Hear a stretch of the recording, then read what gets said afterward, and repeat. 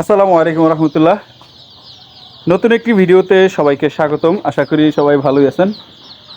তো এখানে যে মুরগির বাচ্চাগুলো দেখতে পাচ্ছেন, এগুলো হচ্ছে ফার্মি মুরগির বাচ্চা। তো আমরা আমাদের প্রজেক্টে কয়েকদিন আগে ৩,০০০ মুরগি উঠাইছিলাম, সেগুলো এখন ২ মাস বয়সী রানিং চলতেছে। তো নতুন করে আবারও ৩,০০০ মুরগির বাচ্চা অর্ডার করছিলাম ফার্মি মুরগির।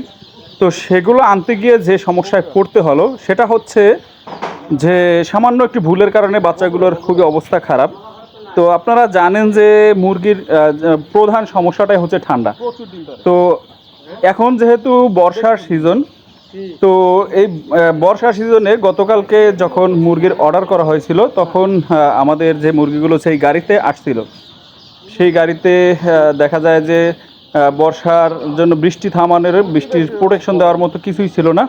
তো তারা দেখা যায় গাড়ি যখন রাত্রবেলা হয়েছে, গাড়ি নিয়ে আসতেছিল বাচ্চাগুলো, তখন প্রতিমধ্যে যখন প্রচণ্ড বৃষ্টি শুরু হয়, তো সেই বৃষ্টিতেও তারা কোনো জায়গায় না থেমে তারা কিন্তু বাচ্চাগুলো নিয়ে আসছে। তো সেই সময় দেখা যায় যে এগুলো যে ঝুড়িগুলোর ভিতরে ছিল, সব ঝুড়িগুলো বৃষ্টির পানিতে প্রচণ্ডভাবে ভিজে গিয়েছিল।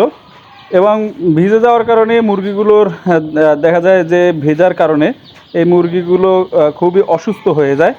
এবং যখন আমাদের খামারে নিয়ে আসা হয়েছে, তো প্রায় ৫ থেকে ৬ ঘন্টার জার্নি শেষে তখন এই বাচ্চাগুলোর অবস্থা কিন্তু খুবই নাজেহাল ছিল। তো আমরা ব্রুডিংয়ের যে সেট আপ রেডি করেছি, তো এখানে আনার পরেই সবগুলো ব্রুডিংয়ে দিয়ে দিয়েছি। তো আনার পরে আমরা বাচ্চা নামানোর শেষে দেখলাম যে ঝুড়ির ভিতরেই ১৫০র মতো বাচ্চা মারা গিয়েছিল। এবং আজকে সকাল পর্যন্ত আরও প্রায় ১৫০র মতো বাচ্চা মারা গেছে ঠান্ডার কারণে।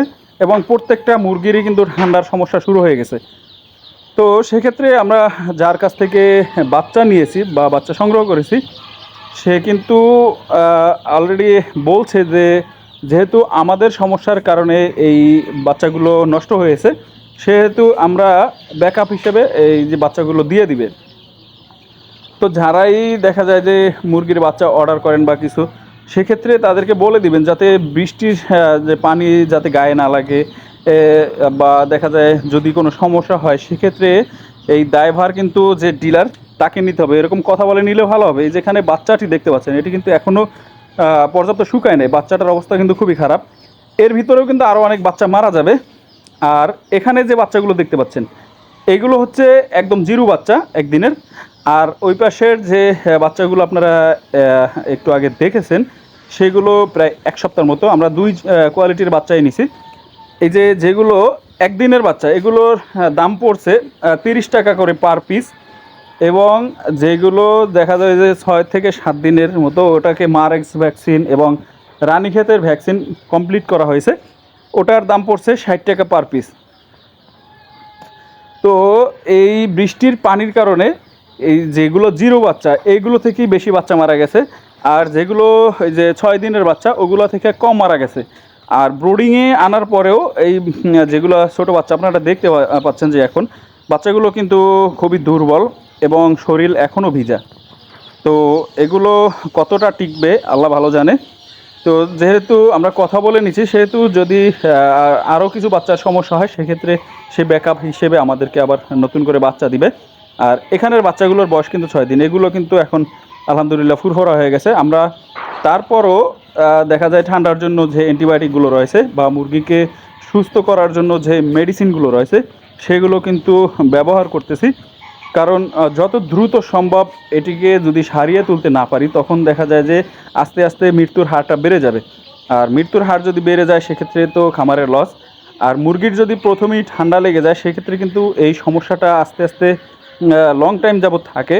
দেখা যায় বিভিন্ন সময় একটু হালকা পাতলা সমস্যা হলেই কিন্তু দেখা যায় যে বিভিন্ন রকমের সমস্যা দেখা দেয়, নিউমোনিয়া, টাইফয়েড, এই টাইপের সমস্যার দিকে চলে যায়।